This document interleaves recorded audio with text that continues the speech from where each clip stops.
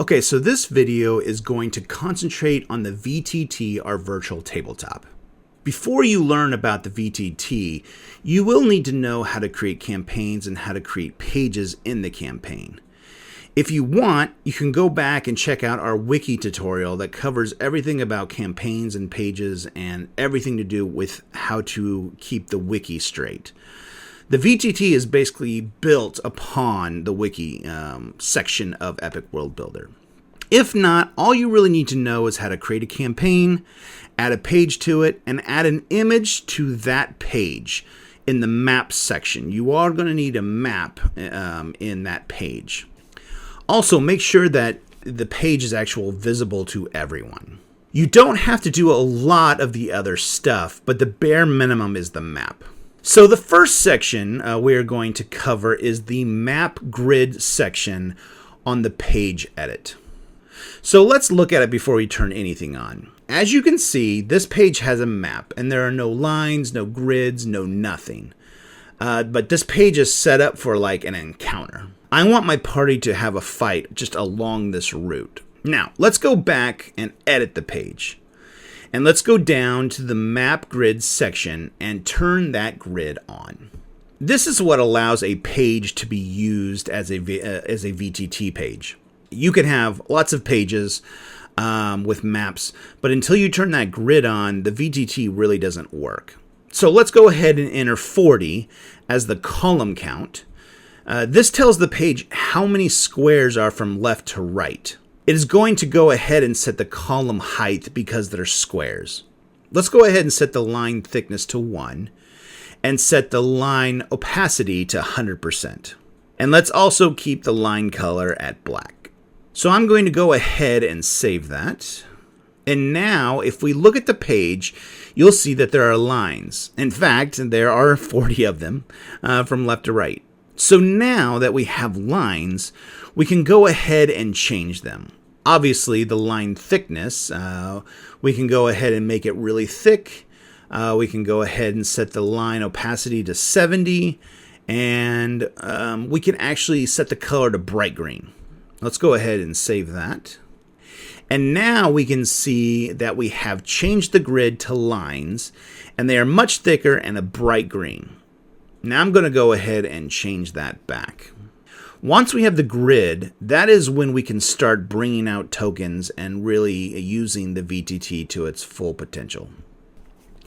Tokens can represent a lot of things. They can represent players, a monster, a spell even some items that move, or even a light source. Over on the left, you'll see that we have a flyout tab called VTT Tools. This stands for Virtual Tabletop Tools. When we click on that, we see the first tab is Tokens. These are the base set of tokens that come in every brand new campaign. It's a way of kind of starting off with a few. And you can see that there are two different kinds. We have unique tokens with the keyword unique, and we also have generic tokens which don't actually have a keyword at all. Think of unique tokens as they're the only person in the whole world. So that could be me, that could be a player, that could be a king, or the ultimate bad guy, basically named characters. Where there's only one in the whole world. When there's only one in the whole world, we want those to be unique.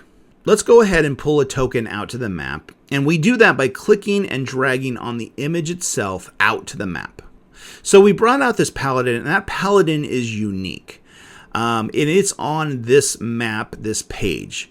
But if I go to a different page and I bring out that same paladin, it'll actually take it away from this map and bring it over to the other map. And that is because there's only one, and that token, that unique token, can only be on one page at a time. And that's how unique tokens work. Generic, on the other hand, are tokens, are characters that there are many of. Think of like goblins. There are thousands and millions of goblins. So we have this goblin. So when I actually bring that goblin out onto the screen, you'll actually see it kind of gives it a unique name. It's these 3-letter numeric combination. That 3 alphanumeric code is completely random. So if I bring out 3 real quick, you'll see that we have Goblin BDE, Goblin CTE, and Goblin JEX. Sometimes there are numbers here. Let me pull out another one. Okay, here we go. We have Goblin 7CH. So it's a really easy way to identify which goblin you're talking about while playing. For example, if my paladin is going to attack a goblin, which goblin is it attacking? It's actually going to attack Goblin JEX. And that is the difference between generic and unique. Now let me show you how we're going to want to edit these. There are 2 different ways to edit a character. So I can go here and hit the gear icon. Doing this only is going to change Goblin BGE on this page. It is not going to make a change to the goblin in the VTT tool flyout. When the token is generic, the token on the left is more like a template for every new token you drag out. Let me delete these real quick. And you can do that by just selecting and hitting the delete button. There's obviously other ways of doing this as well. You can also go in here and hit delete. Now, let's go back into the goblin template and change some of the stats for all new goblins. So here's where we can change the title of these tokens. Let's say it's not really goblin with an I, it's going to be goblin with an E, even though that's wrong. Here is where you can add or change the image. Here's where you can change between unique and generic. Right now, we're just going to leave this as generic. Here we have status bars. I'm going to actually create a status bar here. I'm going to go ahead and leave it at 10 out of 10. And if we save and then we bring out a new goblin, you'll see that we have a health bar right here. I'm going to go ahead and delete that. Now let's go back over here. Let's change the status bar from basic to advanced. Now we are not limited to a number of status bars. We can add as many or as little as we want. I'm not going to. In fact, I'm going to go ahead and clean this up and take it back to 2.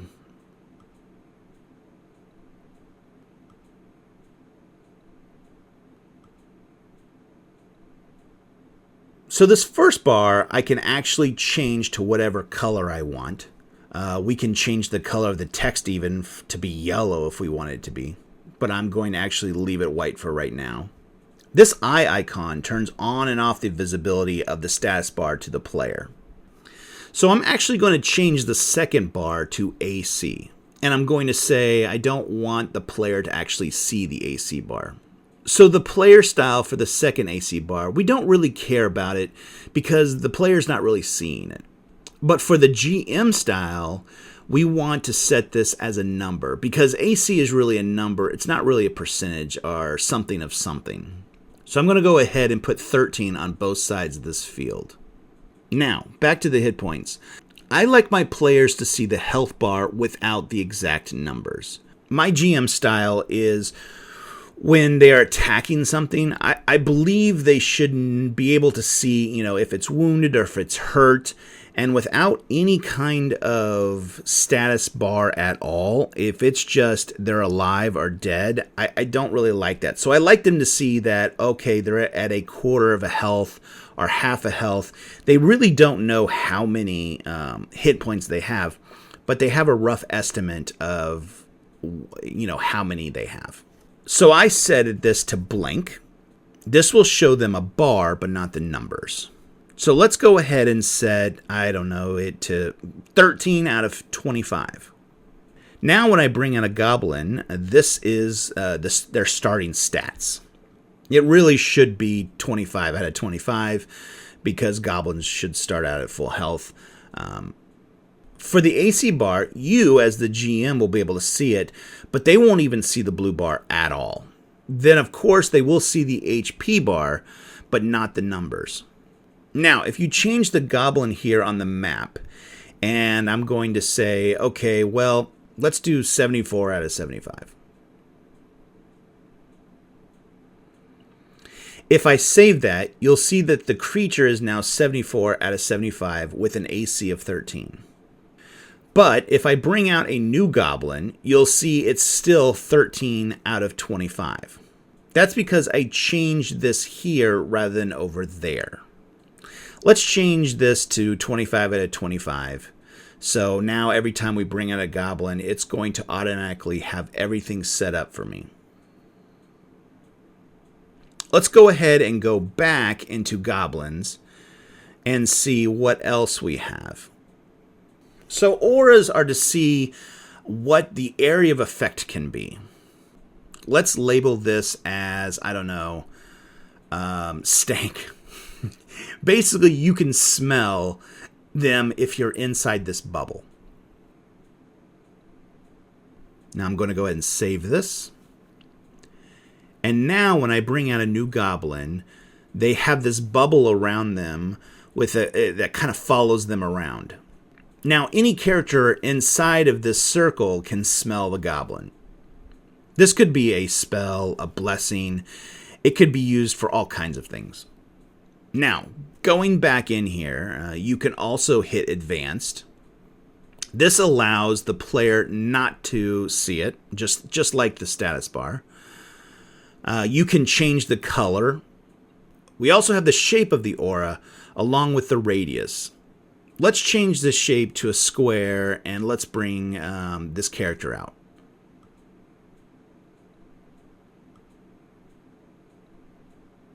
And then the last one we have is kind of a jagged circle. And I'm going to do 2.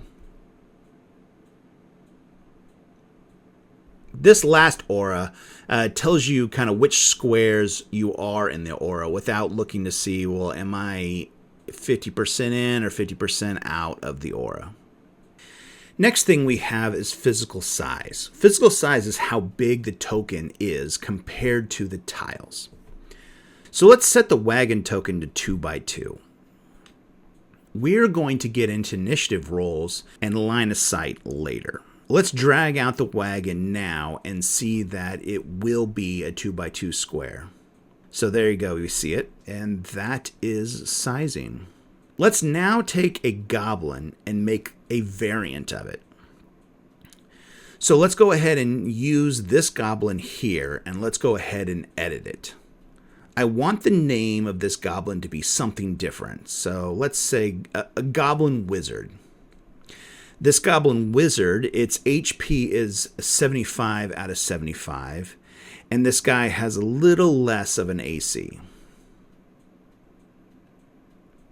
If I save this, it's only going to save it here, actually, on this map.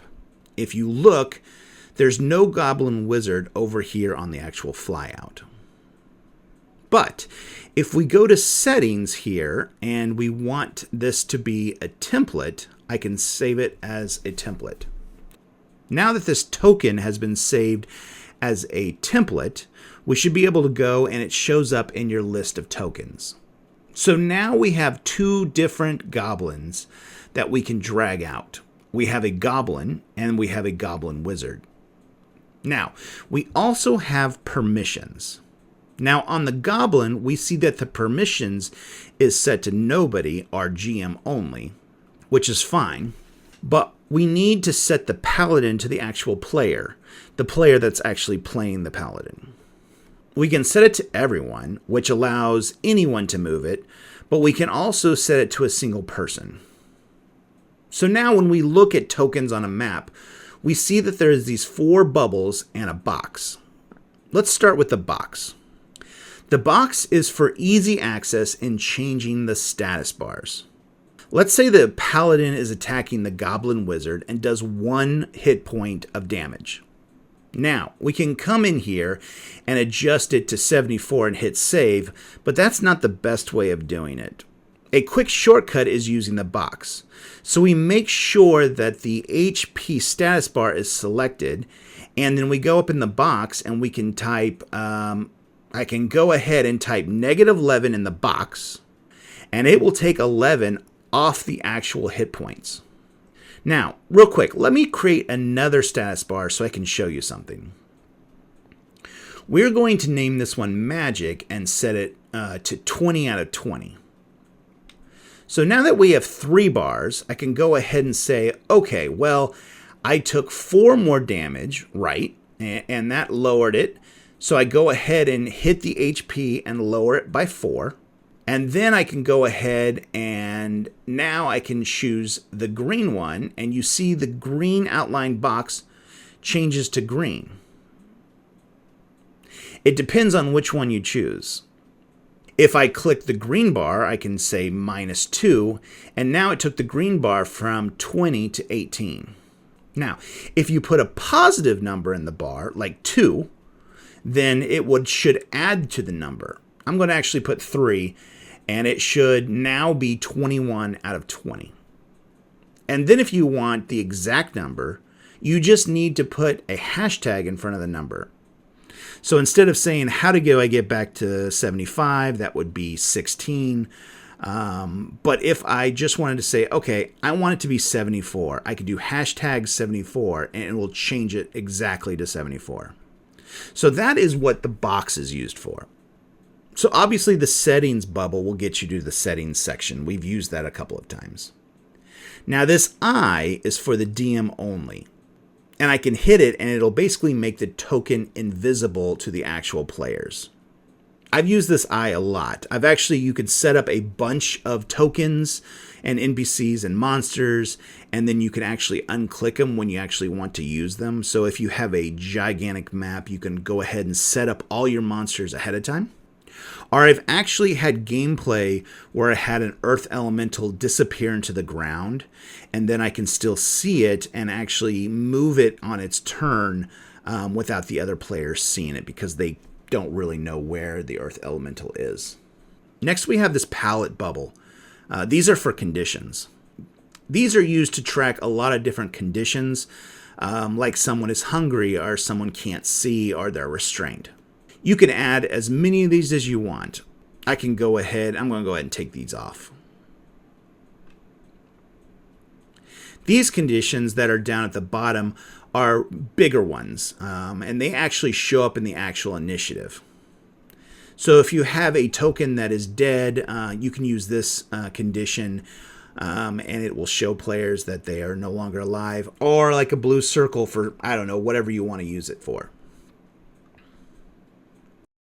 Now the last bubble, this is one of my favorite things in the VTT.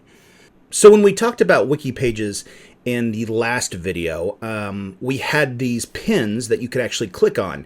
Now before you click on the thing to take you to the actual page itself, you can actually see a pin preview, and it basically shows all the text from that last page. This link bubble actually takes advantage of that.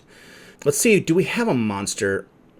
Okay, yes. So we have a monster here called Nightmare. Now I'm going to go back to our encounter. Let me take this token and label it as Nightmare. And then I'm going to go ahead and save it. So I can actually change this to an actual Nightmare picture of a horse. But for right now, we're just going to think of this as a Nightmare, even though it has the wrong image.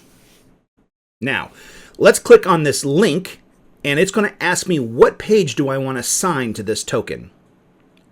So I'm going to go ahead and link it to Nightmare. So now I can just hit the link button next to that token, and the pin preview will come out and show me the page that's linked to that token.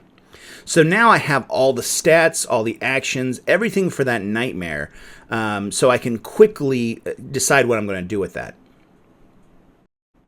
This helps when you have a bunch of monsters. You can quickly hit that link button next to each token.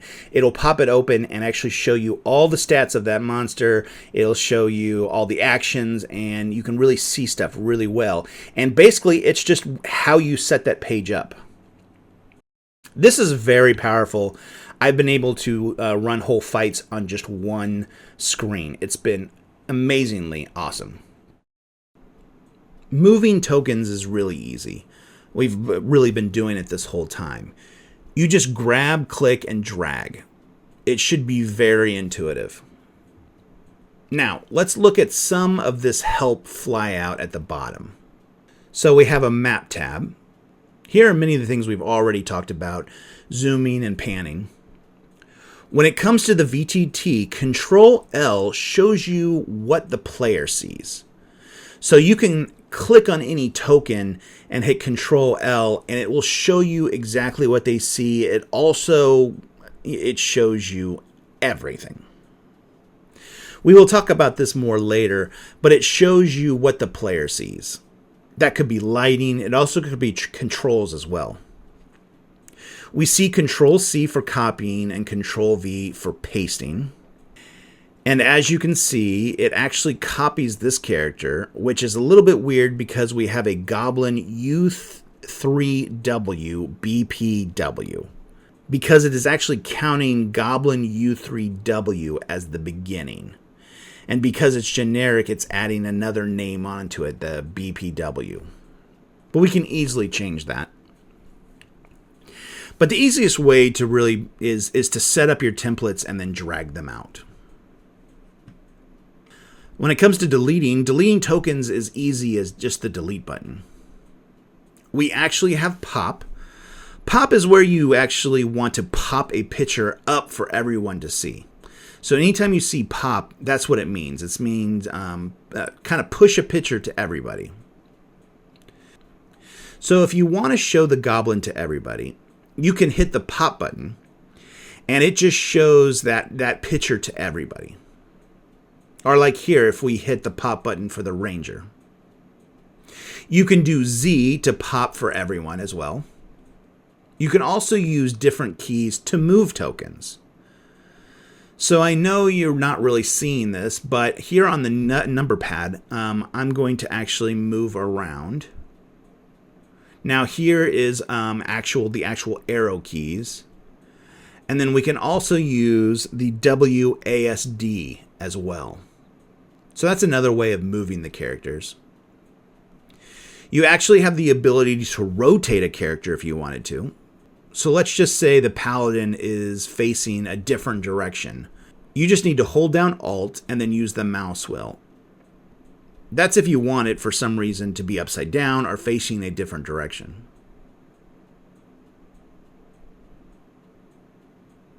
Shift and click. So this is not really dealing with tokens, but you can hold down Shift and click. And it will zoom and move everyone to that spot. So if somebody else is way over here and you want everyone to be in the same area, you can shift and click like this. And it should move everyone. There's a couple different ways to do that, and that's by right mouse clicking. Starting from the top, you can do a beacon to everyone that doesn't move anyone. It also shows it over fog of war and no lighting. You can use this if you are actually describing a sound coming from a direction that they can't necessarily see. So this one is a beacon that only people can see. So if you set this beacon off like underneath some fog of war or lighting, it will not show up to the people that can't see it. This is if you want people to see a section on the screen, but if they can't see it, they can't see it. Beacon and center does that. It shows the beacon and centers the screen for everyone. Beacon and center zoom does the same thing, except for it zooms everyone to the zoom that you have. Center view just centers it for everyone without a beacon. And center's zoom does the same thing, but it zooms as well. Those are all done with the right mouse click button. Now, back to the help flyout. Let's move. We can move the token without snap. So if I wanted to move here, right, it's going to snap there. If I hold down Alt, I can actually move it and it stays without snapping. The last two will be covered when we cover initiative. The next thing we have over here is our token setup. So this token setup is actually for this campaign. It doesn't matter what page you are on. These are going to be the same tokens no matter what. But if you move to a different campaign, there might only be 6 tokens and they might be different. So in a campaign, all pages, no matter what page you're on, should share all the same tokens. Now, let's look at groups. This starting group is called main, and there are 7 tokens inside of it. There was the original 6 that came with this campaign, plus we made a new one of Goblin Wizard. So let's create a new group, and let's call it Heroes, and we click here to create it. Next, you need to move tokens into the newly created group by dragging the button at the far left. If you don't move a token into the new group will go away. Groups with 0 tokens do go away. I'm going to go ahead and move the Ranger and the Paladin into the group called Heroes. And you know what? I'm also going to move the Spiritual Weapon. This is a great way to organize your tokens. I am actually running a huge campaign right now with different elements. So I have groups like of fire monsters, of water monsters, earth, and other groups as well. I have groups for animals and even spells and items. So this button up here easily collapses groups as well, allowing you to find stuff really, really quickly and allowing you to know how many is in each group. Now that we've played with the tokens that have come with this campaign, let's actually create one. You start by clicking the Create New Token button, and this is where your token really starts. So I'm going to go ahead and create a bear token. Then I'm going to go ahead and drag in a bear token image that I have. And this is definitely generic because there is not just one bear in my world. Let's go ahead and save that. And all new tokens that are going to show up here, they show up in the main category.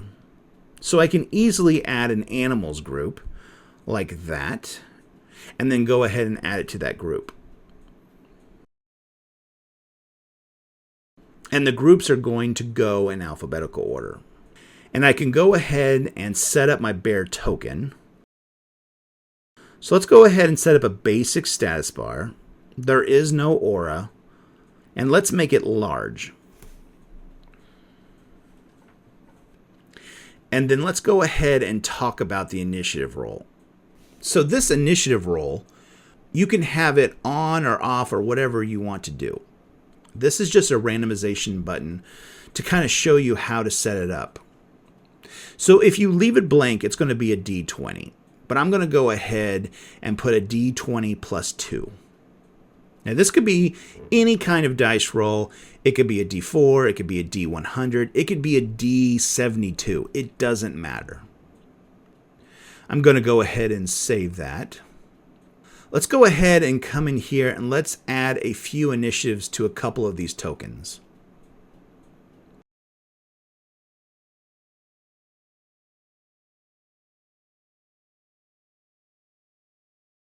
Now, I'm going to go ahead and zoom out. I'm going to go ahead and put my Paladin down here. My Paladin is upside down, so I'm going to go ahead and fix him real quick. I'm going to go ahead and get rid of this blue circle. Let's go ahead and just pretend that there's a wall here and the goblin tokens can't see these tokens down here. And I'm going to go ahead and drag down this bear as well. You can go up here to roll initiative. Here are all the tokens that are on this page. You can also see the formulas of their initiative. Now, this could be a very long list. Even now, there's more than we want in this initiative. I just want the Paladin and the bear to fight. Let's pretend that they're the only two are fighting. Now I can go through the list and find the bear and the Paladin and check those boxes. But it might be hard and the list might be long and you don't have time as a DM. That is where this Near Me button comes in handy.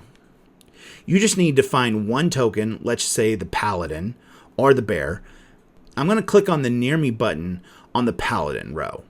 And that's going to take all the tokens and order them from distance from the Paladin. So we could have 100 tokens here, but it's going to show all the tokens that are very close to the paladin. So the paladin is first, and then the bear is next, and then you see the nightmare, and then all the other goblins. I've had gigantic maps with hundreds of tokens that were invisible and everything set up. This near me saved me tons of time hunting and finding tokens for the initiative roll. The idea is to be very, very quick. So I'm actually going to roll the initiative for these two. It's going to go ahead and roll that stuff just randomly, quickly. So now that you have the initiative timeline, where we are currently is being marked with green, we see that the paladin got an initiative of 18 and the bear got 7. And you can see which round we're on. So you can see, you can use the next and back buttons to actually walk us through that initiative. So we have paladin, and then we have the bear, then we have the paladin and the bear, the paladin and the bear. And you can see that we're on round 4. Now we can easily go back to where we were at the beginning. Now, my players love to roll their own initiative. And also, you can hide the initiative tracker by clicking this little button here real quick. Now, it just hides it. It doesn't delete anything, but it just hides it and shows it.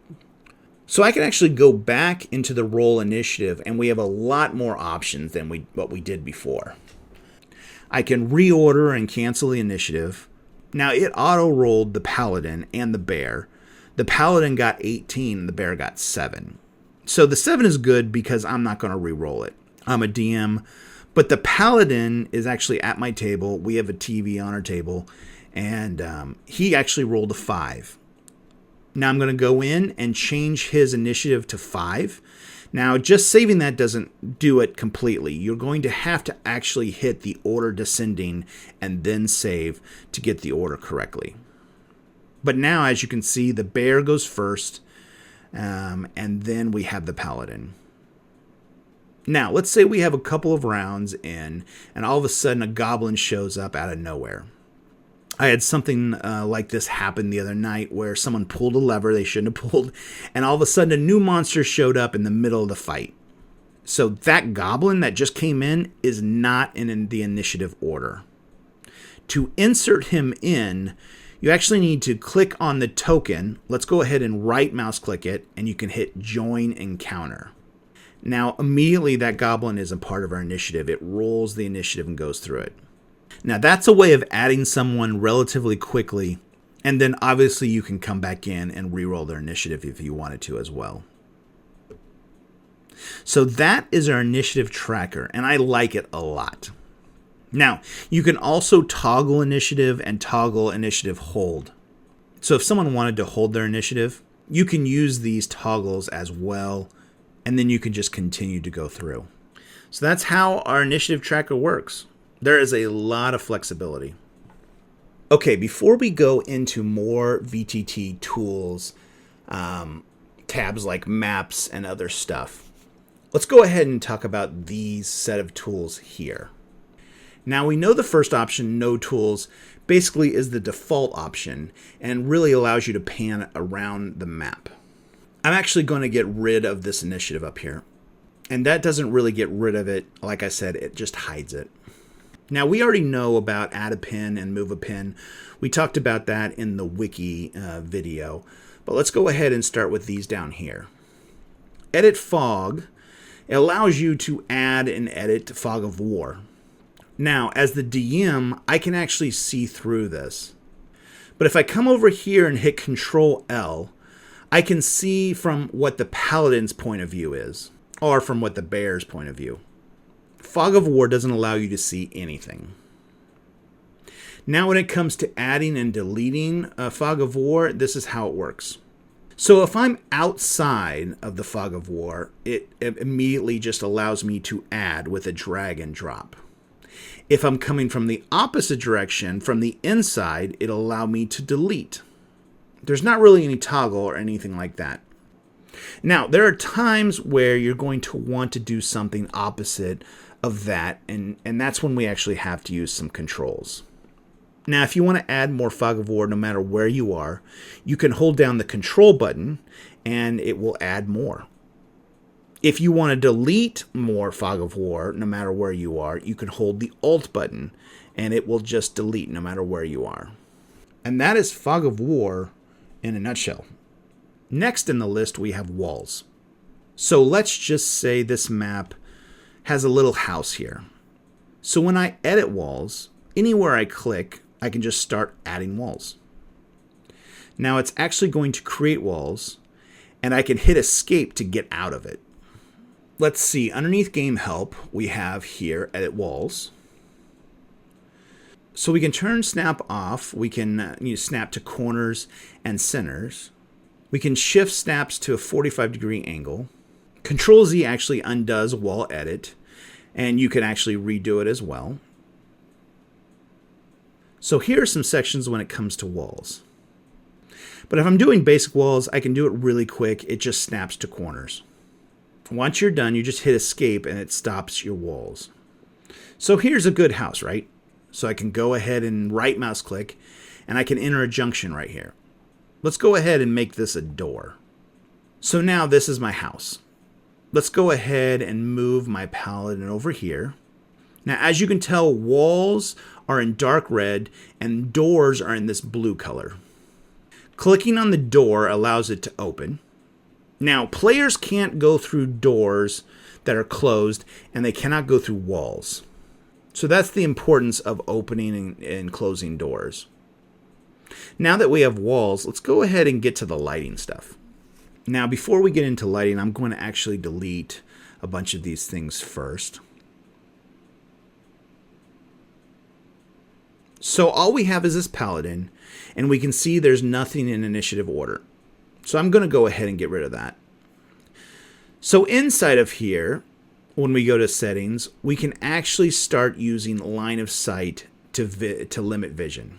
So if I click on that, now when we zoom out, we see that lighting is turned on. Now if I go ahead and hit Control L, I can actually see the paladin's point of view. Now because I'm the DM, I get to see a lot more. In the token edit screen, let's go ahead and go down to the line of sight vision section. So this first section is how many grids that this token can see in the dark. And then this section is how many grid squares does this token produce or emit light. So let's go ahead and set this to 5 and 0, and let's say 5 and then 0. So because of those settings, you can see it's a tight ring. So if I come in here and I hit Control L, I can see this is what he can see in the dark. Because I have ambient light mode set to no ambient light, this means that this map is pitch black at night. And so because it's pitch black at night, if this person doesn't have dark vision, and we set his dark vision to 0, hold on, we need to set his light source to 0 as well. When I save, this token can't see the hand in front of his face. So the next thing we want to do is set how much they can see in the dark. Maybe they can only see 2 squares in the dark. So if we Control L again, you'll see this is what they can see. Then we have a little bit of additional light. So let's say they can see 1 extra square beyond that with poor vision. So now they can see a little bit further with some additional poor dark vision. Let's go ahead and raise that a bit more. Let's say 3 and save. You can see that they can see a little bit further. But you can now see that they cannot see into this place. But if I open the door, now they can see in here as well. And here's what it looks like when they move. If I go back to edit walls and I want to continue building walls, I can right mouse any wall and click continue. And let's say I don't want to build a wall that ends in a grid point. We can hold down Alt, which allows me to create a wall anywhere, where holding down the control button will actually allow me to do half grid steps. Going back to holding the Alt button, this allows me to do anything. So if you were mapping a kind of a circle or like a path or like a cave, Using the Alt button is the easiest way to do this. Now, because the Paladin is inside this house now, they cannot see outside. When you're in Edit Wall mode, you can easily do things like make a door, delete a wall, or even inserting a junction. Now, I'm going to make this a door. Also, you do not have to be in wall editing mode to actually open and close doors. You can do that in the pan or no tool mode. Let's start by putting the Paladin in the back of this room. And now let's hit Control L to see what he can see. They cannot see into the other room because that is as far as they can see in the dark. But if there was a lantern in the other room, they should be able to see in there. So let's go ahead and edit lights. I can go ahead and click this, and I can do the brightness here. So now if we do Control L, we can see that the Paladin can see the candle in the other room. They might not be able to see what's between them and the light source, but they can see the candle in the other room. Here in the token edit, this is the emit lighting section. This means, well, I only have one player there, but if another player was emitting light, let's go ahead and actually do that. Let's bring out the Ranger. From the Paladin's point of view, let's hit Control L. The Paladin can see everything in the next room because now the Ranger has a torch and it lit up the whole room. We can also select the Ranger and hit Control L and see it from the Ranger's point of view. That emitting light section is for when the token has a light source. Remember, tokens can be a lot of things. A token can be a campfire, it can be a torch, it can be a sword on fire, it can actually be a spell. They don't have to just be characters. So I'm actually going to take our tokens and put them on the outside of the house. I'm actually going to go to the light and delete it. You can do that by right mouse clicking and delete light. The last thing we need to talk about when it comes to lights is in the VTT tool settings. So I have this page set up as no ambient light.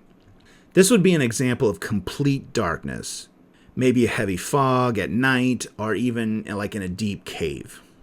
And that's what we've been playing around with right now. The next option is full ambient light everywhere. This basically means everything is lit up no matter where the token is and what the light settings are on the tokens as well. Line of sight doesn't matter as well. This next setting is low ambient light everywhere. This is a great mode to use at night if there is like a full moon. It's just like full ambient light everywhere. Everything is lit up no matter where the tokens are and what the lighting settings are, and line of sight doesn't matter as well. It's just a little bit darker like in the moonlight. Now these last two, we have full ambient light outside, which says this has a structure of walls and is outside. So from their point of view, they can't see inside the house, but they know everything on the outside. Now you use this when you're coming up to a structure or something along that lines, and they kind of know the whole outside, but they can't see inside the structure. And then the last mode is kind of the same thing. It is low ambient light outside. This is basically a lighting mode for moonlight with a structure. Now, if we move them over here and hit Control L, I can actually open this door and they can start to see inside. So that is the actual ambient light modes. And there's also some other settings on this page in the settings, like show token nameplates, show token auras, and confirm token deletes, which I should have done earlier when I was trying to delete 8 tokens at a time and I had to confirm each one. The ambient lighting modes are very powerful and can be used in a lot of different ways. One last thing when we talk about the last 2 ambient lighting modes, the ones with structures, they need to be complete. I had structures with arrow slits and windows, and it didn't work. It showed the inside of the structure. This is because the structure isn't a complete closed structure. This is just a reminder to help you that if you have little arrow slits or windows or open doorways, it's not going to count it as a closed system. I think we're going to make windows and arrow slits as an option in the future that allows you to look through them but still closes off the structure, but we don't have those yet. Okay, so I'm going to go ahead and get rid of the lighting for right now. The last couple things we have is measurement. So if you want to get a measurement between 2 points, this is the tool to do it with. For example, this says 8 squares long. This is a very cool little measuring tool, and it will actually go away eventually. Then the last thing is the pointer. So if you're the GM and you want everyone to look at something, this pointer is a great tool to use. This pointer actually follows around your personal computer pointer, and it will show up on everyone's screen. So if you really want to point something without using the beacon, this pointer will do just great. And that is really the last two things on the drop-down tools. Let's head over to the VTT Tools flyout and actually talk about maps. These are all actual pages in this campaign, even though they say maps. So pages here that have images like Grommet page, you can pop the image. Remember that pop button pops up the image for all players. And it pops as the image, not the map. There's two different images. If you remember back when on the wiki actual video, there are two images, and it actually pops the image. You can also redirect all players by clicking on the page and doing a couple of things. We can hit the send link button, and it will send them a link to the page in the game chat. Or we can click the immediately button, and it will redirect them to the page immediately, no matter where they are. So when you hit that immediately button, it will redirect all players to that page. And then you can zoom in on the place you want and use the zoom in center, and it will actually zoom and center everybody to that point. So this is a good way of getting everyone looking at the same thing. Now for the Stormwatch page, let's say it's for GMs only, right? And now let's go to the world map. Now if I want people to go to the Stormwatch page, you really can't redirect them there. This is because the page is only for GMs. You can see that it's in red, which almost everywhere else means that that page is only for GMs, and you can't really redirect the players to a GM-only page.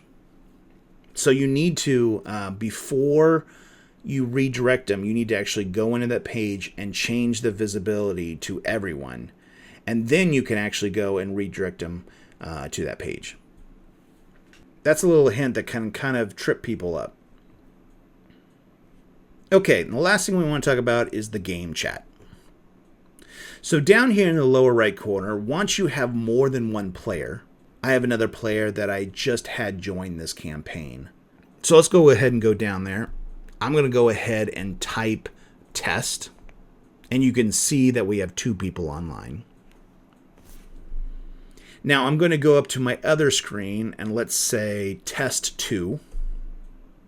And there you go, you see the other chat show up. Now there are a bunch of things we can do in this chat. We can do a roll like a d20. And if we hover over the 17, we can see how we rolled it. Now the most key thing you need to know is /help.